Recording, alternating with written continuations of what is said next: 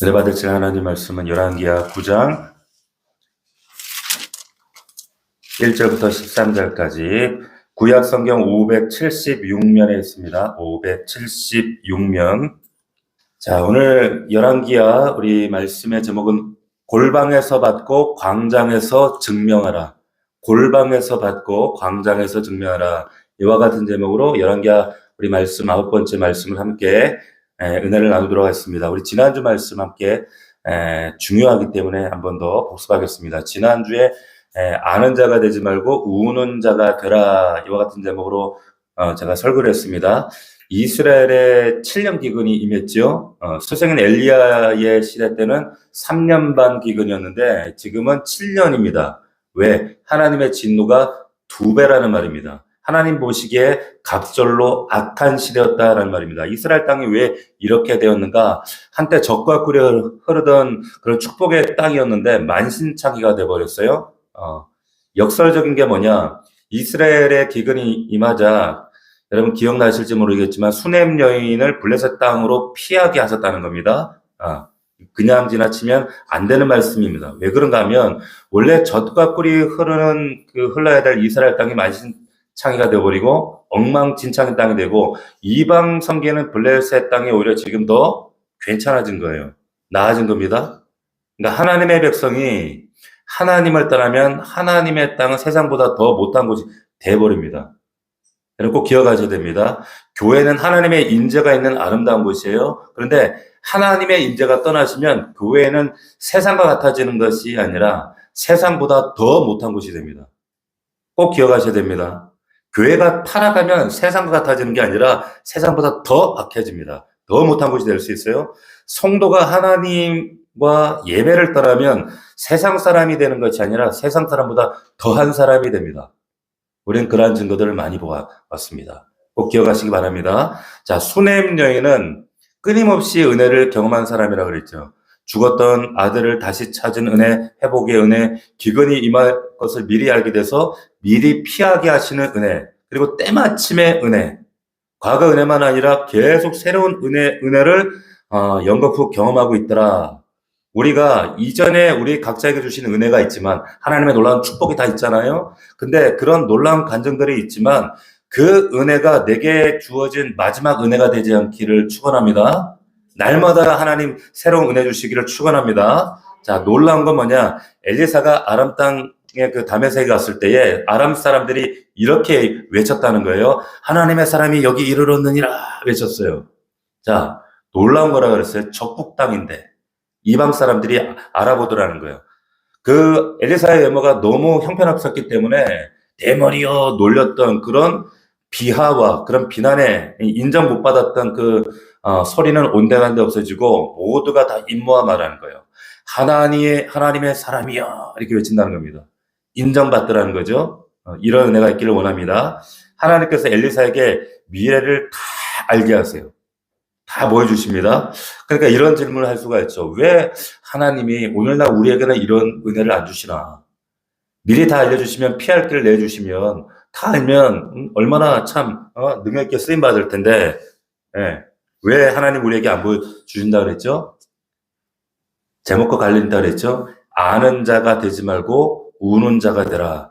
엘리사는 앞으로 벌어질 일에 대해서 반응을 어떻게 했는가? 교만하지 않았습니다. 울었어요. 이렇게 심판할 것이라는, 너 이렇게 악한 왕이 될 것이라는 예언을 하면서 웁니다. 울어요.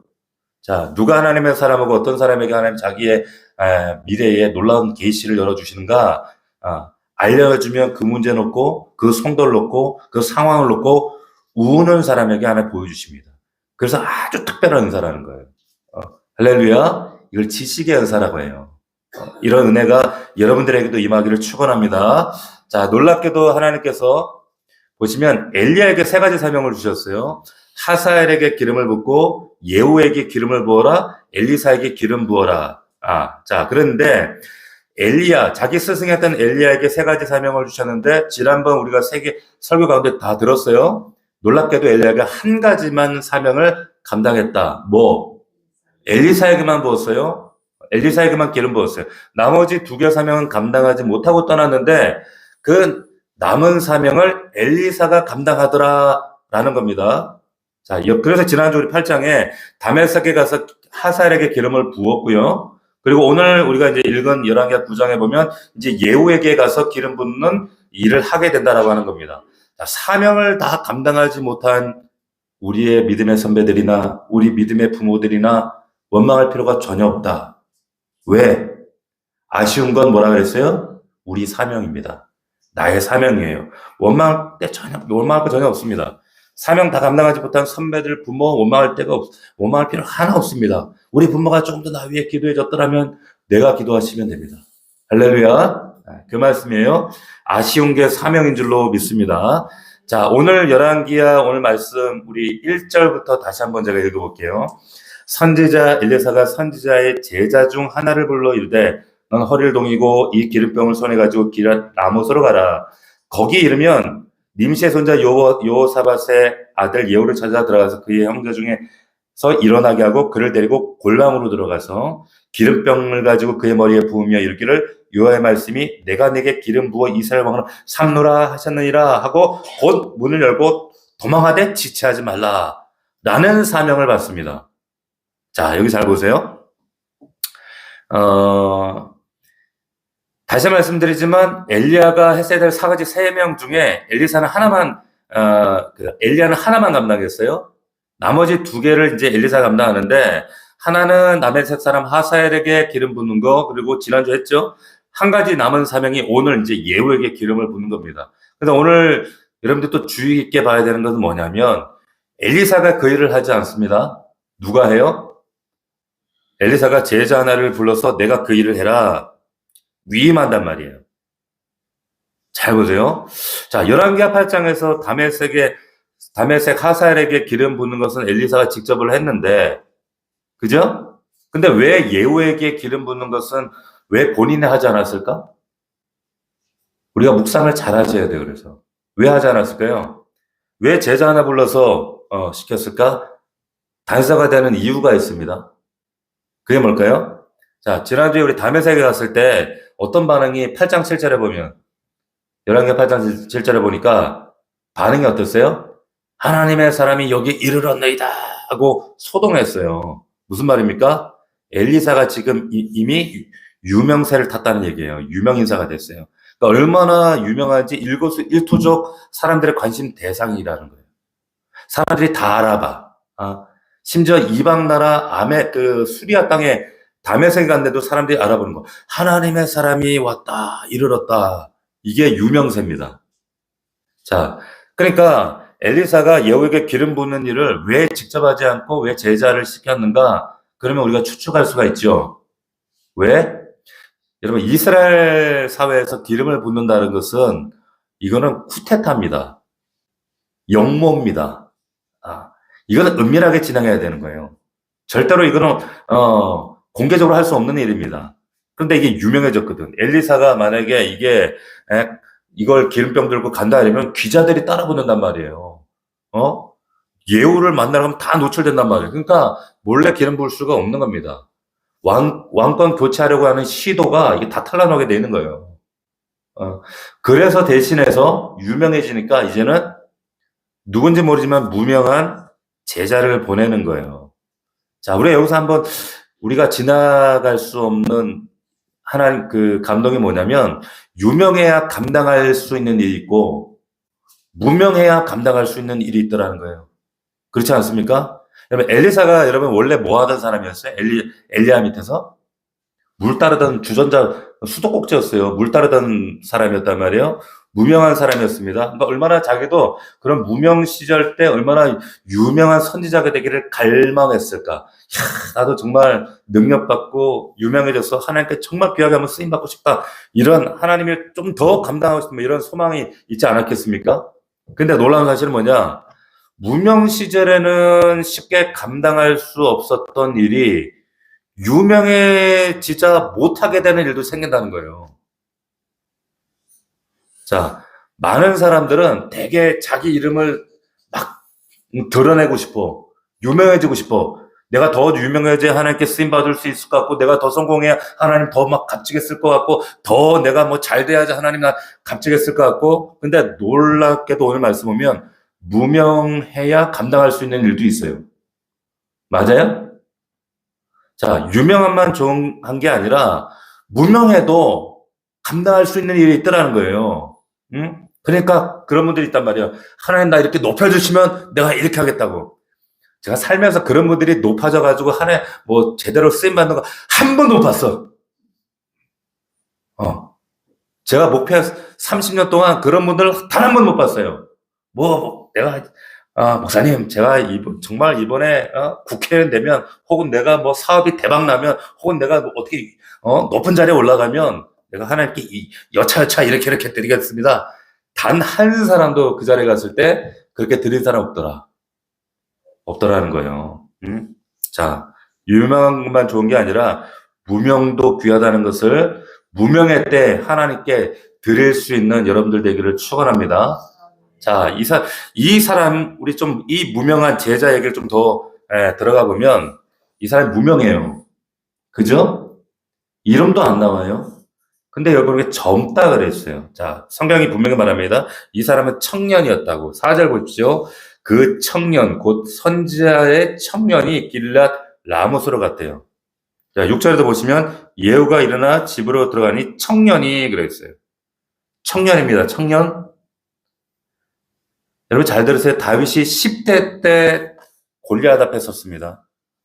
요셉도 다니엘 세 친구들도 청년 때 하나님 앞에 쓰임 받았습니다. 예레미야도 청년 때였어요. 그러니까 나는 아이라 난 말을 하지 못합니다. 디모데도 젊었을 때 쓰임 받아요. 그러니까 오죽하면 바울이 네 연수함을 사람들이 무시하지 못하게 해라. 그랬단 말이에요. 청년. 예. 근데 우리는 뭐예요? 청년이에요? 여러분은 뭐예요? 여러분도 청년이요. 여러분도 청년입니다. 여러분, 유엔에서 지금 그 연령 그 공식 분류표에 청년이 몇 살부터 몇 살까지인 줄 아세요? 네? 18세부터 65세가 유엔에 청년으로 되어 있어요. 65세까지 청년이에요, 유엔에서 발표한 연령 분류표에 보면. 여러분 다 65세 되신 분? 없죠? 다 청년인 줄로 믿습니다. 오늘 안 오신 분은 분명히 다 65세 이상인 거야. 그죠? 그러니까 안 왔을 거예요. 응? 왜 우리 새벽 이슬 같은 청년이라고 그러잖아요. 왜 청년들을 새벽 이슬 같다? 이게 무슨 말이에요, 이게? 왜 그렇게 말씀하는 줄 아세요? 새벽 이슬 그러니까 막 초롱초롱 프레시하고 신선하고. 근데 그런 의미도 맞지만은 새벽 이슬은 뭐예요? 금방 사라집니다. 그 뜻이에요. 청년의 때는 금방 사라집니다. 여러분 65세까지 얼마 안 남았잖아요. 65세까지. 우리가 다 청년, 진짜 세상이 공이 인정하는 우리 청년의 때 있었잖아요. 저는 거울만 안 보면 아직도 청년 같아요. 그런데 거울을 보면 아니구나. 라는 사실을 문득문득 깨달을 때마다 마음이 시려옵니다. 그리고 제가 뛰려고 할 때 안 뛰어져요. 못 뛰겠어. 자, 청년 때는 금방 사라져요. 쓰임 받을 때도 때가 있더라는 거예요. 여러분 청년 때 쓰임 받기를 사모하시기를 축원합니다. 자, 무명의 청년일 뿐만 아니라 이 사람이 경험도 없어. 성경이 분명히 말합니다. 그는 선지자의 제자래요. 제자. 세상에서는요 경력직을 따집니다. 근데 놀랍게도 하나님은 경력 안 따지세요. 그냥 준비되지 않았음에도 불구하고 하나님이 쓰시더라는 거예요. 경험 없는데도 씁니다. 무명한데도 씁니다. 젊은데도 씁니다. 준비되지 않았는데도 쓰신다는 거예요. 이게 위로가 되는 거예요, 우리에게. 예. 자, 우리가 하나님께서 우리를 각 사명자로 혹은 직분자로 세우실 때 이래요. 제가 아직 준비가 되지 않았어요. 하나님은 준비돼서 쓰는 게 아니에요. 그냥 부르시니까 쓰는 거예요, 우리가. 그분의 부르심 앞에 순종하는 것 뿐이지. 예? 우리가 하나님의 자리를 대신하지 않길 바랍니다. 자, 그런데 이 무명하고 연소하고 경험 없는데 이 사람이 왜 쓰임 받을까요? 왜 쓰임 받았을까? 되게 중요합니다. 이름도 없는데 이 사람이 이 중요한 기름 붓는 이 귀한 한 나라의 정권을 교체하는 이 놀라운 역사 가운데 이 젊은 제자가 왜 쓰임 받았을까 하나님께? 이유는 하나입니다. 순종 때문이에요. 보세요. 이게 사실은 굉장히 위험한 명령이잖아요, 이게. 예후를 찾아가서 지금 장군에게 기름 부으래. 이건 쿠데타입니다. 역모입니다. 이거는 발각되면 삼족이 멸당하는 거예요. 근데 그 일을 나태시켜, 지금. 자, 지금 엄청난 그 일을 여러분들이 시킨단 말이에요. 왜요? 왜 날 시키십니까? 우리는 보통 이럴 거란 말이에요, 대본에. 제가 우리 집사님들에게 어떤 부탁을 하거나 사명을 할 때 시키면, 왜요, 목사님? 왜 저를 시키시나요? 대부분 이렇게 반응이 나오지. 아멘. 이러신 분이 있기는 있어. 있긴 한데, 예, 많이 없어. 보세요. 지금 제자가, 왜요? 왜 나 이거 시켜요? 이 청년 묻지 않아요? 불평하지 않습니다. 4절 보십시오. 그 청년, 곧 그 선지자의 청년이 길랄 라모스로 그냥 가요. 이런 반구하지 않습니다. 즉각적으로 순종합니다. 왜요? Why me? 예. 그러지 않아요. 그냥 yes로 가는 거예요. 가는 겁니다. 우린 대개 이렇게 하나님 말씀하시거나 목사가 이렇게 부탁하면 여러분 보통 어떻게 반응하시죠? 제가 기도해보고 한번 제가 말씀드리겠습니다. 이런단 말이에요. 분명히 기도해보겠습니다. 이런단 말이에요. 그죠? 신령하지도 않으면서 신령한 체 하면서 기도해보겠다 그래요. 자, 보세요. 연소하고 무명하고 경험 없어도 하나님 누구를 쓰시느냐? 순종할 준비가 되어 있는 사람 쓰십니다. 할렐루야. 여러분 잘 기억하셔야 돼요. 왜 하나님께서 나에게 내 분야에서, 내 삶 속에서, 내 인생에서 한번 들어서 쓰시지 않을까? 이런 궁금증 들 때가 있지 않습니까? 왜 그럴까요? 왜? 순종할 자세가 안 돼 있는 거예요. 먼저 why 이렇게 나오는데 어떻게 쓰시겠어요? 주님 보실 때 쓰기가 참 어렵고 곤란한 사람들이 있어요. 성경에 보면 어떤 사람들이 그랬어요? 요나, 말이 너무 많아요. 주님 쓰시기에 되게 불편해요. 베드로, 주님 쓰시기가 너무 어려워가지고 사도행전 여러분 10장에 보면 고넬료 집에 하나님이 신방을 보내시거든요. 근데 그 신방 보내는데 하나님이 성도한테 신방 보냈는데 베드로한테 환상을 3번씩이나 보여줘야 돼. 왜 그런 거예요? 질문이 많은 거야. 왜요? 내가 왜 이방을 왜 만나야 되는데요? 따지고 대면 하나님. 그러니까 환상까지 보여주는 거예요. 신방 가라는데 뭔 이렇게 말이 많어. 그렇잖아요. 하나님은 누구를 즐겨 쓰시는가 하면 순종하는 자를 쓰십니다. 할렐루야. 세상은 준비되었는가, 그가 어떤 역량과 커리어와 그의 삶의 능력과 이런 것들이 준비되었는가를 보지만 하나님은 뭘 보시는가? 순종하는 자세를 보시는 거예요. 그거 보십니다.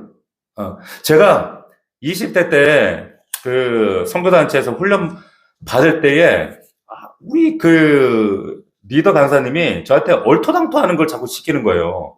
그러니까 제가 안에서 울컥할 거 아닙니까? 뭐야, 이 사람 뭐 하자는 거지?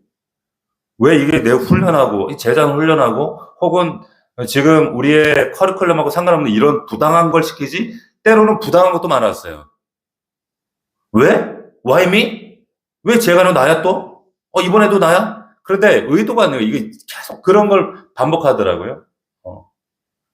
그 훈련은 계속, 그렇구나. 순종하는 훈련을 시키는구나. 라는 것을 한참, 1년 지나서 알게 됐어요. 자, 하나님은 즐겨 순종하는 자를 쓰시는 줄로 믿습니다. 할렐루야. 자, 여기서 기억해야 될 사실이 있어요. 사명이 갑자기 임했다는 겁니다. 사명이 여러분들에게 올 때는 하나님께서 야, 사명할 거니까 준비해라 이러지 않습니다. 사명에는 D-Day가 없습니다. 하나님께서 다윗에게 만나기 100일 전에 너 골리앗 앞에 쓸 거라는 얘기 하신 적 없어요. 평소처럼 그냥 양 쳤습니다. 똥 치웠습니다. 평소처럼 물맷돌 연습했어요. 그러다 갑자기 부름 받았어요. 갑자기. 그리고 갑자기 골리앗 앞에 섰어요. 갑자기. 그렇기 때문에 평소에 준비되는 게 얼마나 중요한가. 이 순종 훈련이 얼마나 중요한가. 하나님이 여러분들을 갑자기 쓰실 때가 옵니다. 그때 즉각 반응하셔야 돼요. 그럴 때 하나님 여러분들 삶 가운데 놀라운 은혜와 복을 더해 주실 줄로 믿습니다. 할렐루야. 자, 그래서 이 친구가 예스하고 진짜 담대하고 거침없이 그냥 순종합니다. 5절 보니까 그가 이르러 보니 군대 장관들이 앉아있는지라 소년이 되 장관이여. 보세요. 갔더니 장관들이 막 3스타, 4스타들이 쫙 앉아있는 거예요. 쫄지 않았을까? 무섭지 않았을까? 물론 사명 가지고 나아갔지만은 장성들이 앉았는데 무섭잖아요. 그런데 어떻게 하느냐? 소년이 이르되 장관이여 내가 당신에게 할 말이 있다. 예후가 이르되 우리 모든 사람 중에 누구에게 할 거냐 하니 이르되 장관이여 당신에게 하겠나이다. 6절 예후가 일어나 집으로 들어가니 청년이 그의 머리에 기름을 냅다 부어버려요. 그에게 이르되 이스라엘 하나님 여호와의 말씀이 내가 네게 기름 부어 여호와의 백성 곧 이스라엘 왕으로 삼노니 그냥 실행해 버리는 거예요. 여기 뭐 다른 어떤 군더더기 액션이 있어요? 뭐 주저하였더라, 잠시 멈칫했더라, 고민하였더라, 핑계대었더라, 뭐 이런 말이 있습니까? 없는 거예요. 자, 거침없이, 자, 보세요. 하나님이 이 청년 입을 통해서 전하신 말씀이 귀하죠. 하나님 뭐라고 하셨냐면, 여호와의 말씀이 내가 네게 기름 부어 여호와의 백성, 곧 이스라엘의 왕으로 삼노라. 전하라고 하는 말씀만 정확하게 전달하는 거예요. 자, 그런데 놀랍게도 지금 하나님이 지금 이스라엘을 뭐라고 부르고 있냐면 여호와의 백성이래요. 이게 왜 놀라운가 하면 지금 북이스라엘입니다. 엉망진창이에요. 지금 나라 상황이. 예? 지금 아합 집안의 이 악행 때문에 나라가 완전히 바알 숭배에 빠져 있고 도덕적으로 타락하고 완전히 방종에 젖어가지고 민족 전체가 지금 타락한 그런 상황이란 말이죠. 근데 하나 감동적인 게 뭐냐? 여전히 하나님이 이렇게 부르신다는 거예요. 그들은 내 백성이야. 이렇게. 바알 앞에 지금 절하고 하나님 떠나 있는 백성, 그들은 내 백성이 하신다는 거예요.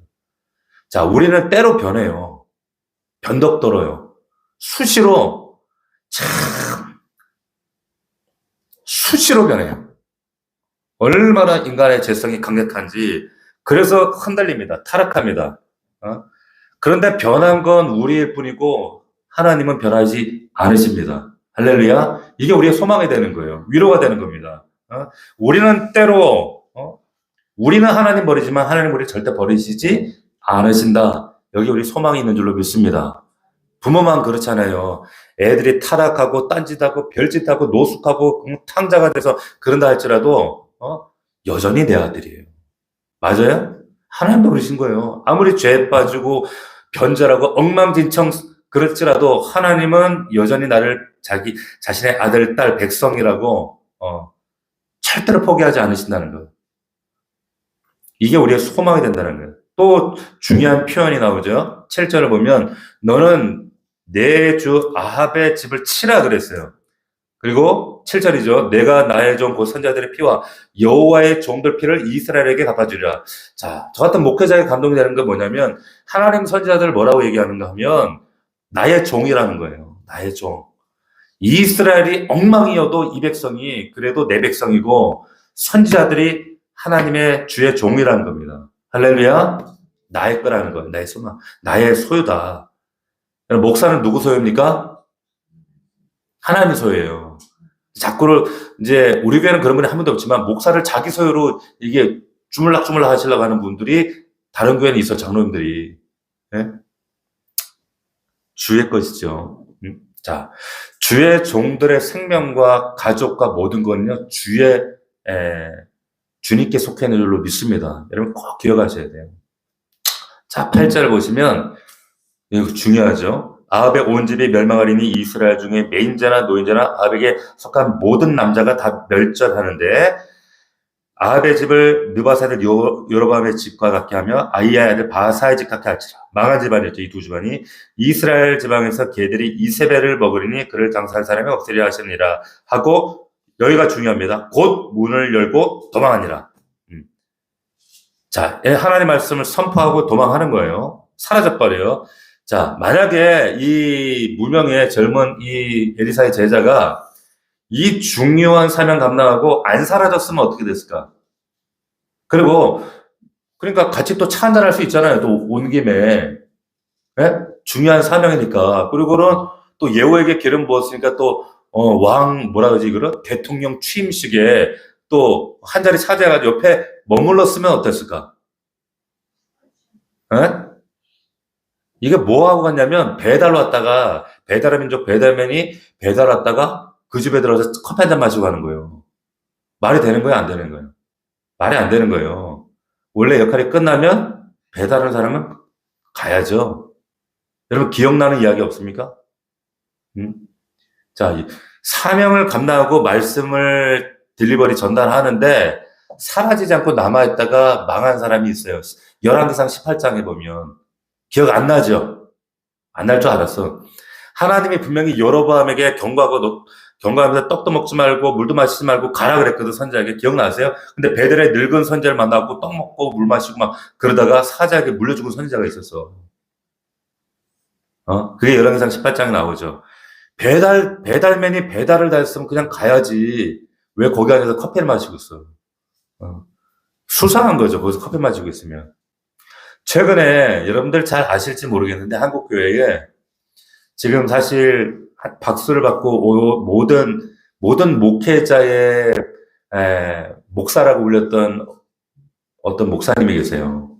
그 목사님이 어마어마한 공격을 받으시다가 이제 그 교회에서 지금 이제 원로의 자리에 있다가 이제 밖으로 나가시게 됐어요. 누구는 모르시죠? 그런 분이 계셔요. 아주 유명한 책을. 저도 굉장히 이분에게 제 신학적 목회적 영향을 아주 크게 받았던 분이고, 모든 신학생들과 목회자들에게 지대한 영향을 미친 정말 한국교회 한쪽에서는 이 선교운동, 물론 대학교 CCC나 선교단체 역할도 컸지만, 복음을 너무 단순화시켜버린, 예, 그런 그 시대, 1970년대 그 맥락 속에서, 그때 또 그 순복음교회 중심으로 한 그 성령운동으로 말씀이 너무 얕아지고 그 말씀이 왜곡되어지던 그런 상황 가운데 정말 혜성같이 등장하면서 하나님, 주권과 복음의 중심이 뭔지를, 오직 성경의 뭔지를 외쳤던 목사님인데, 하루아침에 이분이 배달하고 사라지면 되는데 안 사라지고 있다가 지금 엄청난 공격과 어려움을 당하다가 결국에 나가시게 됐어요. 자, 예루살렘 입성하는데 나귀가 예수님하고 같이 입성을 하다가 막 온갖 박수, 환호성을 받으니까 이게 나귀에게 간 게 아니라 사실은 예수님에게 간 거 아니에요. 근데 착각한 거야. 나귀가 환호성에 취해가지고 나중에 집에 돌아가서 그 환호성을 잊지 못하고 현실에 적응을 못하는 거예요. 누가? 한국교회 원로 목사들이. 예. 자꾸 그 나귀가 환호성이 그리워갖고, 나귀가 그래가지고 어떻게 됐어요? 미쳤대. 나귀가 미치는 거야, 그러면. 그래갖고 무슨, 설림 목사, 허임 목사랬고, 자기는 또 설림 목사가 은퇴해야 되는데 또 당회장이야. 담임 목사는 딱인데 당회장은 또 설림 목사가. 예. 그리고 그걸 위해서 또 세습을 하고. 여러분, 사명 감당을 했으면, 끝났으면 사라져야 돼요.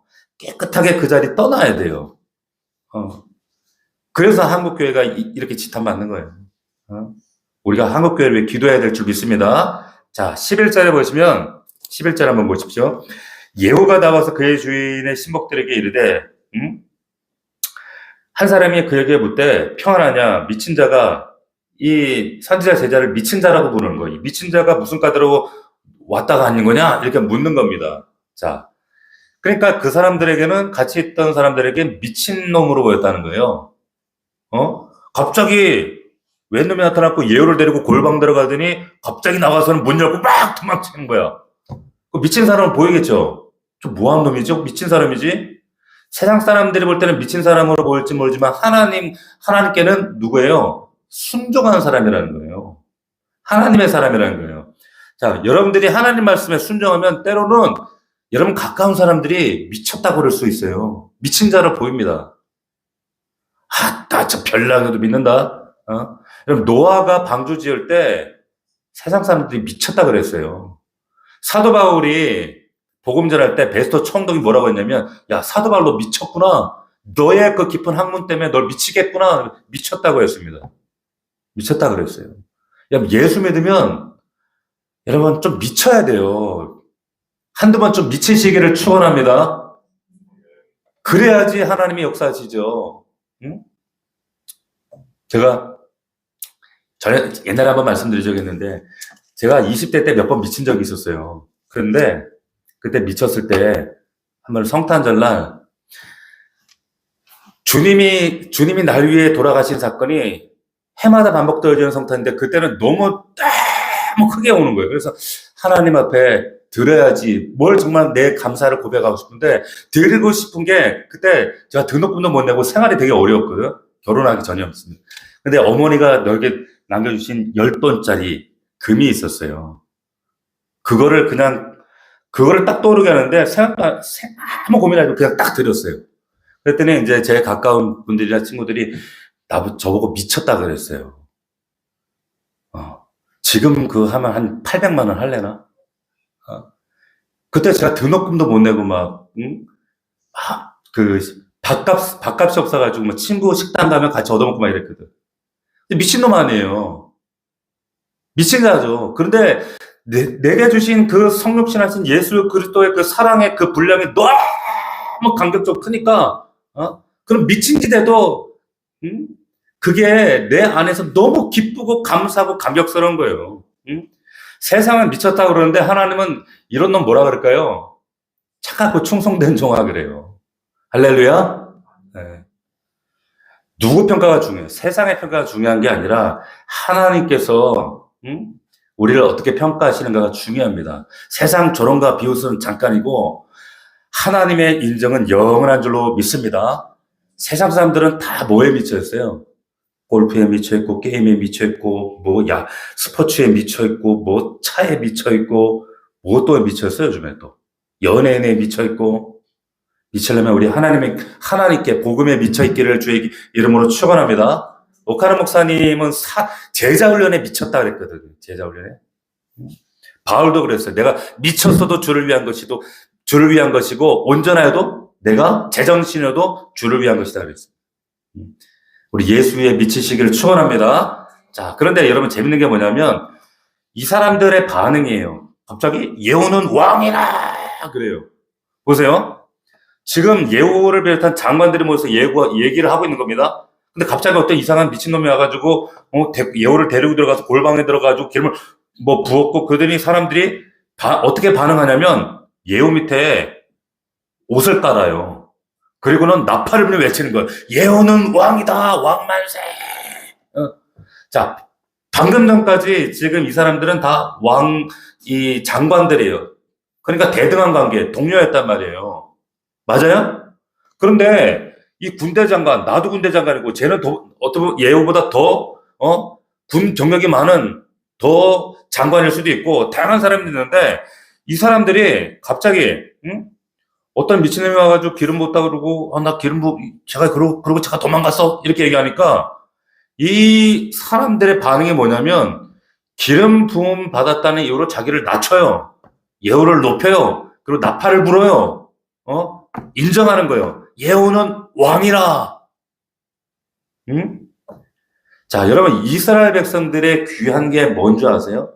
이 굉장히 중요한 인사이트인데 뭐냐면, 아무리 지금 아합의 시대 타락한 이 백성들 똑같았거든, 사실은. 아무리 타락하고 그랬다 할지라도 다 방황하고 무너진 백성들 같은데 기본이 있더라는 거예요, 기본. 이게 모태신앙의 힘이에요. 모태신앙. 그러니까 우리 모태신앙 조금 요즘에는 무시하는 경향이 있잖아요. 저 모태볼 것들, 저거. 그런데 기본이 있어요. 이스라엘 사람들 다 모태신앙이잖아. 그러니까 이 사람들은 본능적으로 기름 부음이 뭔지 알아. 반사적으로 외치는 거. 만세! 이렇게 외치는 거예요. 왕만세. 이걸 배우셔야 된다는 겁니다. 하나님이 기름 부으셨다는 이유로 존중하는 태도를 표했다는 거예요. 이걸 배우셔야 된다는 겁니다. 자, 문제는 뭐냐면, 제가 왜 얘기를 한가? 요즘에, 여러분, 한국교회가 이런 실태가 되다 보니까, 세상 사람들이 주의 종 목사들 그러면 비웃어요. 요즘에 어떤 또 전모 목사가 또 감옥 가가지고 또 비웃어요. 그러니까 한국교회를 다 그렇게 일반화 시켜버리죠. 그런데 불신자들만 목회자들을 비하하는 게 아니에요. 중요한 건 뭐냐면 여러분들이 정말 자녀들 앞에서 여러분들 입을 조심하셔야 되는 게 주일날 예배 드리고 돌아가는 차 안에서 아내와 다투면서 혹은 자녀들과 다투면서 그러면서 교회 욕해. 목사를 욕해. 네. 그러니까 제가 전에도 말씀드렸지만 여러분 존중받는 것이 양성된다는 말이 있어요. 무슨 말인지 아시겠어요? 존중받는 것이 양성이 됩니다. 그러면 아내를 따보니까 딸내미들이 시집을 안 가려고 그러는 거예요. 나 엄마처럼 사는 나 시집 안 가. 여러분 남편을 무시하니까 가정의 권위를 몰라요. 가정이 귀하다는 게 세상 사람들이 그거를 사모하지 않아요. 가정을 세우는 것을. 여러분 기름 부음 받은 자를 존중한다는 것은 뭐냐면 기름 부으시는 하나님을 존중한다는 의미입니다. 그거예요. 박 목사를 좀 존중해달라는 그 얘기가 아니에요. 자, 여기서 질문이 생깁니다. 근데 어떻게 이 사람들이 의심 한 번 안 하고 예수가 어떻게 골방에 들어간 미친놈하고 뭐 이렇게 갑자기 퍼포먼스 하고 나온 것 뿐이잖아. 근데 제가 참 신기하게 느꼈던 게 뭐냐면 이 예후가 상황을 보면 지금 어떤 사람이 와가지고 골방 들어갔다 나와가지고 갑자기 기름 붓고 그리고 막 도망쳤다 그랬잖아. 예후가 말해, 야, 그 친구가 나한테 기름 붓고 갔어. 그랬더니 사람들이 옷을 깔았단 말이야. 그러면서 왕이요 그랬어요. 근데 이거 거짓말하면 어떡하려네? 검증해야 되는 거 아니에요? 진짜 기름 부음 받은 건지 아닌지? 근데 왜 이 사람들이 예후 말을 고지고대로 다 믿었을까? 왜 그랬을까요? 아무도 야 한번 검증해보자. 그러지 않아요. 왜 그랬을까? 왜 그랬을까요? 그러니까 상상을 해봤어요. 기름을 부었어요. 나왔어요. 딱 섰을 때 어땠어요? 그러면 예후가 기름이 흘렀단 말이에요. 지금 기름이 흐르고 있는 거야. 머리에 기름이 흐르고 있는 거예요. 뚝뚝뚝뚝 기름이 떨어지고 있어요. 자, 무슨 말이냐면 오늘 제목과도 관련이 있는 거예요. 기름 부음은 아무도 보이지 않는 골방에서 이루어지지만은 은밀히 봤지만 기름 부음 받은 사람은 숨길 수가 없습니다. 할렐루야. 잘 기억하세요. 기름 부음은 골방에서 받지만 그 기름 부음 받은 증거는 모든 사람들이 다 알아요. 그러니까 기름 부음은 골방이지만 그러나 광장에서 증명을 하는 거예요. 자, 성령의 기름 부으심은 여러분 골방에서 기도할 때 임할 줄로 믿습니다. 그렇지만 기름 부음을 받으면 숨길 수가 없어요. 여러분들 삶 가운데 이 기름 부음이 드러나야 돼요. 모든 사람이 알아야 돼요. 봐야 돼요. 자, 예후가 신사는 기름 부음을 받았어. 그럼 티가 많이 날 거 아니에요. 티가 나야 된단 말이에요, 여러분들. 예? 할렐루야? 자, 근데 또 하나 질문. 그러면 기름 부음 받고 나서 내일은 어떻게 될까요? 티 날까? 한 달 뒤는? 1년 뒤에는 티 나요? 티 안 나요. 중요한 얘기 하는 거예요. 잘 들으세요. 날마다 기도해야 되는 이유가 그래서 그런 거예요. 아멘? 그래서 날마다 기도하셔야 돼. 날마다 기름 부으셔야 된다는 거예요. 이것이 날마다 우리가 새롭게 기름 부으심을 구해야 되는 이유인 줄로 믿습니다. 기름 부어지지 않으면요, 우리의 생존 자체가 불가능해요. 살기 안 됩니다. 날마다 이 은혜 구하시기를 축원합니다. 왕년에 충만했다 이런 분들이 있어. 이런 얘기들은 꼭 장로님들, 권사님들이 하더라고요. 이런 얘기, 그죠? 그거 중요하지 않습니다. 과거가 아니라 오늘의 기름 부으심이 중요한 줄 믿습니다. 오늘이 중요한 거예요. 자, 마지막으로 이 한 말씀만 하고 마칩니다. 13절에 예후가 기름 부음 받으니까 사람들이 외치죠. 예후는 뭐다? 왕이라. 자, 잘 들으세요. 우리 예수님도 기름 부음 받으셨어요. 맞습니까? 메시아 뜻이 뭐예요? 기름 부으심 받았다 이거예요. 자, 세상 사람들은 기름 부음 받은 예후가 기름 부음 받았다고 예후는 왕이라 그랬어요. 그렇다면 우리는 더더욱 더 어떻게 왕이신 예수 그리스도를 왕이라고 선포해야 될 줄로 믿습니다. 왕이라니까요. 왕. 그 왕되심을 선포하는 거예요. 근데 예언은 왕이다, 왕만세. 근데 우리는 뭐 어떻게 하고 있습니까? 돈만세. 어?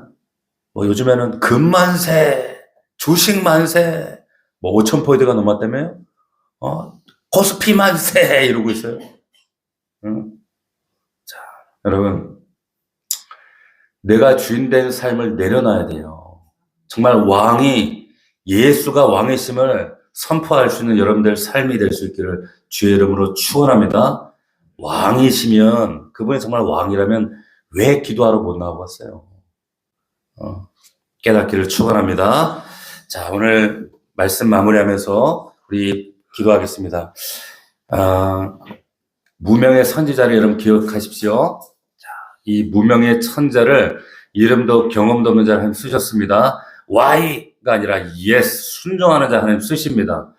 기름이 뚝뚝 떨어지는 자를 하나님의 사람, 골방에 서있지만은 삶의 현장에서 확연하게 드러납니다. 여러분, 오늘의 은혜 안주하지 마십시오. 날마다 이 기름 부음을, 은혜를 사모하는 여러분들 되기를 축원합니다. 오늘 말씀 붙들고 간절한 마음으로 우리 주여 세 번 부르고 통성으로 간절히 기도하며 나가겠습니다.